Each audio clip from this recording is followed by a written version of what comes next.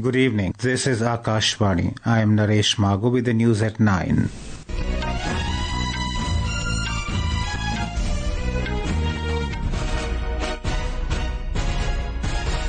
The headlines. Relief and rescue operations in full swing in landslides and cloudburst affected areas of Ramban district of Jammu and Kashmir. 3 people killed and over 100 rescued. Heavy snowfall and sleet lash Ladakh region, prompting Leh Hill Council to issue high alert for all emergency services. In Canada, Ross Street Gurdwara in Vancouver vandalized with Pro-Khalistan graffiti. Russia and Ukraine exchanged largest number of prisoners since beginning of conflict. And in Asian under-15 and under-17 boxing championships, India kick off their campaign with 2 dominant wins on the opening day in Jordan. In Jammu and Kashmir, relief and rescue operations are underway since last night as roads are closed down due to landslides following cloudburst in Seri Bangna area of Ramban district in Jammu region. 3 people were killed in the incident, including 2 children and 1 old-aged person. More than 100 people have been rescued. A report. There have been heavy hailstorm, multiple landslides and gusty winds throughout last night in the Ramban region and the surrounding areas. The landslides and flash floods destroyed many properties in Ramban and also some vehicles along Srinagar-Jammu National Highway in Ramban area. The historic Mughal Road, the alternate national highway which connects twin border districts of Rajouri and Poonch of Jammu division with the Shopia district in Kashmir Valley, has been reopened for vehicular traffic. The highway was opened only for light motor vehicles travelling from Poonch towards Shopia. However, the Jammu-Srinagar National Highway, Srinagar-Sonmar-Gumri Road and Sinthan Road continue to remain closed due to prevailing weather and road conditions. Travellers are urged to stay updated through official channels for real-time information. Lieutenant Governor Manoj Sinha and Chief Minister Omar Abdullah has expressed grief over the loss of lives and properties. Omar Abdullah said that for now, the focus remains on managing the situation on the ground. He added that citizens are advised to follow travel advisories and avoid non-essential movement in vulnerable areas. With N. Gulshan Raina's report, this is Nabanita Adhikari, Akashvani News. Speaking to the media, Jammu DSP informed that NDRF and SDRF teams are conducting a joint operation to restore normalcy in the region.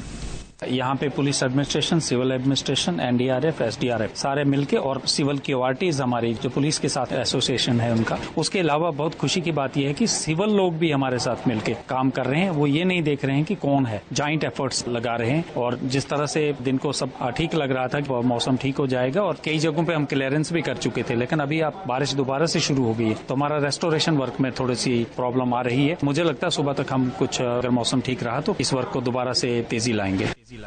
Meanwhile, the India Meteorological Department IMD has forecast thunderstorms and lightning with gusty winds at isolated places over Jammu and Kashmir, Ladakh, Gilgit-Baltistan and Muzaffarabad tomorrow.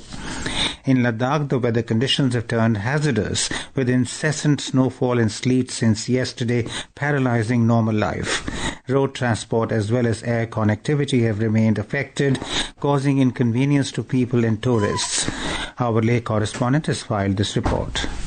School Education Department has directed all the government and private-run educational institutions across the Union Territory of Ladakh to remain closed for 3 days from tomorrow due to the inclement weather. As per the report from traffic authorities, Srinagar-Leh National Highway will also remain closed for the 3rd consecutive day tomorrow due to snow accumulation. As per report from Met Center Ladakh, there is a possibility of light snowfall at few places tomorrow. It has advised the people, TDS and the concerned department to remain alert for the next 24 hours. People have also advised to ship at safer places till weather improves. The bad weather has created havoc across the UT of Ladakh, damaging recently blossom apricot flowers, uprooted the trees and the electric poles. All the scheduled flights to Ladakh were also cancelled today due to the bad weather condition in Leh. For Akashvani News, this is Youngchan Ulma from Leh, Ladakh. The Bharatiya Janata Party today launched a nationwide campaign, Waqf Sudhar Jan Jagran Abhiyan, to spread awareness about the benefits of the Waqf Amendment Act. The campaign will continue till the 5th of next month. Under the campaign, the BJP leaders and workers will visit Muslim communities and make them aware about the amended act.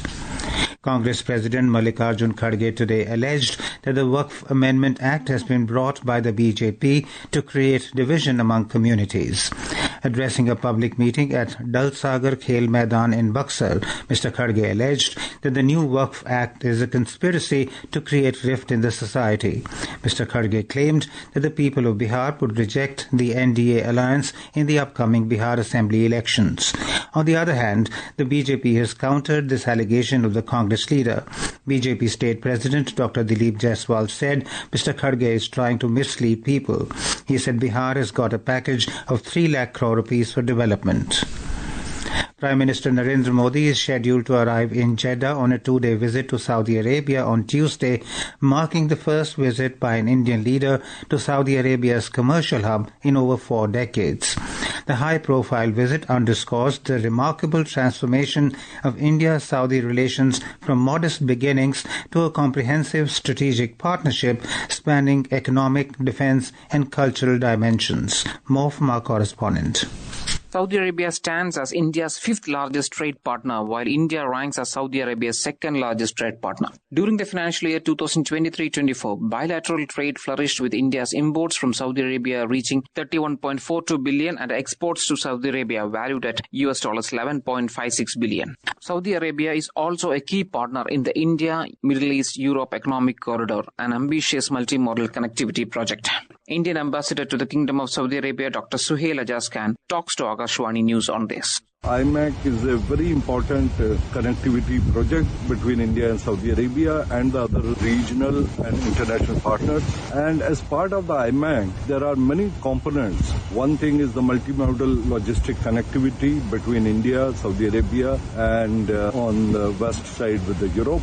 There are other connectivity projects, the data connectivity, electrical grid connectivity, hydrogen supply chain. And among all these things, a lot of progress has taken place on some of the components.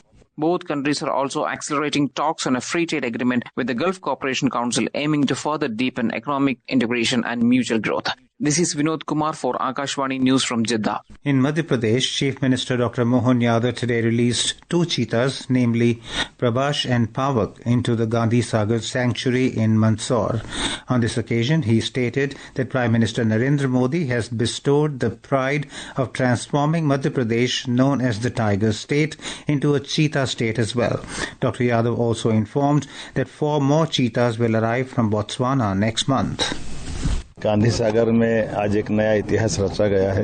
चीता पुनर्वास की दृष्टि से गांधी सागर अभयारण्य में आज प्रभास और पावक 2 चीतों को छोड़ करके इस चीता अभयारण्य को जीवित करने का प्रयास हुआ है।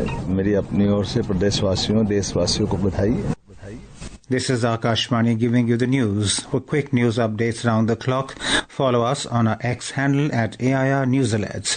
And for details of stories and more, log on to our website www.newsonair.gov.in and download News on AIR app.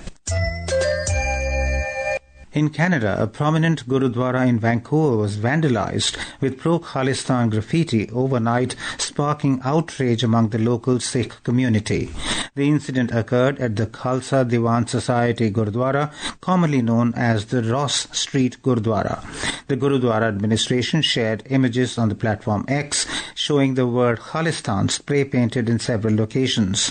In a statement, the Khalsa Diwan Society condemned the act, describing it as a deliberate attempt to spread fear and division within the community. It said that a few extremists are undermining the dreams and sacrifices of our elders who worked tirelessly to build a thriving community in a country that celebrates diversity and freedom. The festival of Easter is being celebrated across the world today. It signifies the resurrection of Jesus Christ after his crucifixion passion and death at Calvary on Good Friday. Reports of Easter celebrations have been received from different parts of the country and abroad. In Goa, Easter vigil services were conducted across churches, chapels and Catholic institutions to celebrate the occasion. More from our correspondent.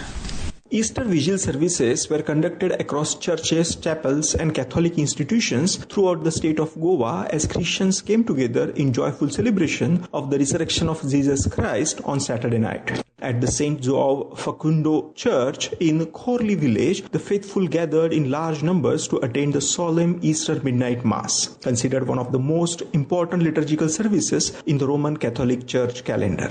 The sacred service included multiple readings from the Holy Bible, the blessing of the baptismal water and the renewal of baptismal vows, profound movements that reflect the core of Christian faith and renewal. As candles flickered and voices lifted in song, the Easter celebrations in Goa stood as a beacon of light, a reminder of faith, renewal and the promise of new beginnings. This is Mahesh Sopade for Akashvani Panji. In the USA, thousands of protesters took to the streets across the nation in the second wave of protests against President Donald Trump this month. As per the media reports, the protesters decried Trump's recent actions and labeled them as a threat to the fundamental democratic principles. Known as 50-51 for 50 protests, 50 states and one movement, the demonstrations coincided with the 250th anniversary of the start of the American Revolutionary War. Russia and Ukraine have conducted the largest prisoner exchange of the war today since the beginning of the conflict between both nations in February 2022. This happened during a short Easter ceasefire declared by Putin. Around 500 soldiers were freed, including some who were injured. The United Arab Emirates helped broker this deal. This exchange took place while peace talks between the two countries remained stalled. A report. The ceasefire provided a brief pause in hostilities, allowing both sides to focus on humanitarian efforts. The release of the prisoner is seen as a positive step, even though it does not resolve the ongoing conflict. Both nations have been engaged in a prolonged and difficult war. Many families are relieved to have their loved ones back home. The exchange has brought some hope to those affected by the conflict. However, the larger issue between Russia and Ukraine remain unresolved, with peace talks showing little progress. Meanwhile, Russia's defense ministry accused Ukraine of breaking the 30-hour Easter ceasefire declared by Russian President Vladimir Putin. However, Ukrainian President Volodymyr Zelensky said that Russia has continued attacking Ukraine despite announcing a unilateral Easter truce. With Sanjiv's report, Manal Said for Akashvani News, Delhi. Global crude oil prices rose about 5%, registering their first weekly gain in 3 weeks. Brent crude futures settled at $67.96 per barrel, while WTI crude closed at $64.68 per barrel. This rise in prices can be attributed to President Trump's new sanctions aimed at curbing Iran's oil exports, as well as the Organization of the Petroleum Exporting Countries' plan to implement further output cuts. On to sports. India kicked off their campaign at the Asian Under-15 and Under-17 Boxing Championships in Amman, Jordan, with 2 dominant wins on the opening day. Hardik Dahiya in the 43-kilogram category and Rudraksh Singh in the 46-kilogram category secured commanding victories in the preliminary round, marking a strong start for the Indian team. This tournament is the first to be organized by Asian Boxing under the endorsement of both the Olympic Council of Asia and the newly formed World Boxing. In IPL T20 cricket, Chennai Super Kings were 170 for 5 in 19.3 overs against Mumbai Indians in Wankhede Stadium, Mumbai. Mumbai won the toss and elected to bowl first. Chennai Super Kings are at the bottom of the table, while Mumbai Indians are at 7th position in the table. Earlier in the day, Royal Challengers Bengaluru defeated Punjab Kings by 7 wickets in Chandigarh. Chasing a target of 158, Royal Challengers Bengaluru achieved the victory in 18.5 overs. And now, before we end the bulletin, the headlines once again. Relief and rescue operations in full swing in landslides and cloudburst affected areas of Ramban district of Jammu and Kashmir. 3 people killed and over 100 rescued. Heavy snowfall and sleet lash Ladakh region, prompting Leh Hill Council to issue high alert for all emergency services. In Canada, Ross Street Gurdwara in Vancouver vandalised with Pro-Khalistan graffiti. Russia and Ukraine exchanged largest number of prisoners since beginning of conflict, and in Asian under-15 and under-17 boxing championships, India kick off their campaign with 2 dominant wins on the opening day in Jordan. That is all in the news at 9. Good night.